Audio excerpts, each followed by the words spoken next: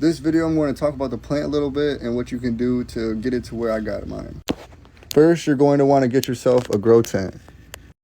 First, you're going to want to get yourself a tent. I went with VivoSun. VivoSun is basically the Nike of the weed growing industry. The model that I went with is the digital screen, and it comes with the online app.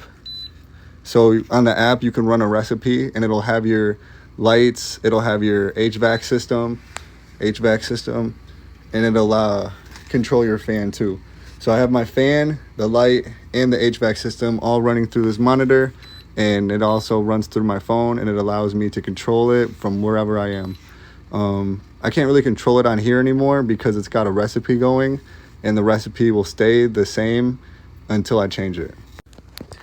Second part is you're going to want to invest in a nice light. So this came with the tent. Mine, it's VivoSun right there. It allows you to shows it's got red lights, yellow lights, white lights. Basically the red lights are for the plant to grow the flower. So right now it's in the flowering stage, and it's really going to make your flower bloom. So there's different color light spectrums. There's red, there's blue, there's yellow, there's green, there's pink, there's purple, there's orange. The red and the blue, red's for the flower. The third part is not needed, but it is the HVAC system. So the HVAC system actually filtrates the smell of the plant. It changes the humidity, it changes the temperature, and it allows for fresh air to keep flowing.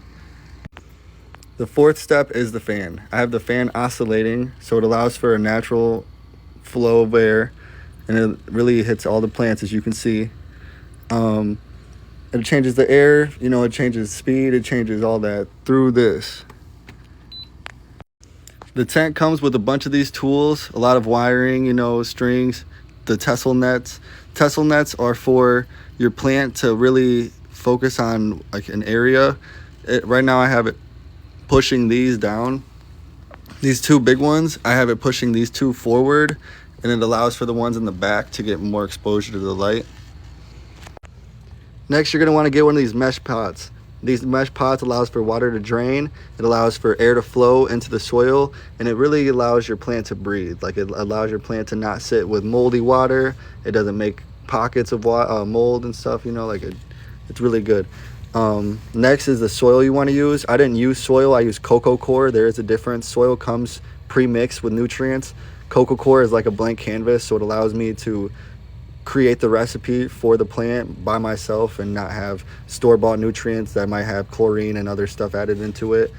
I have a potting plant holder, and I have it on, like, it comes with the elevated step, and that allows for the plant to not sit in water and make mold and create messes for yourself. Then you're going to want a humidifier. The humidifier is to allow the plant to actually take in air and take in water through the air. It allows for your plant to have constant water flow, and it allows for your plant to have like a nice steamy room, which is what it needs. This is called a Tessel net.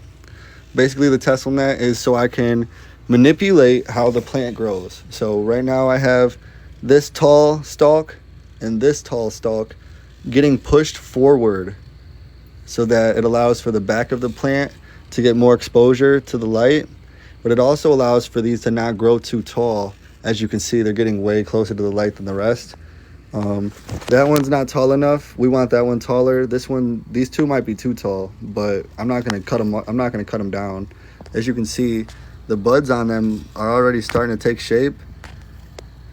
This is gonna be a really pretty plant.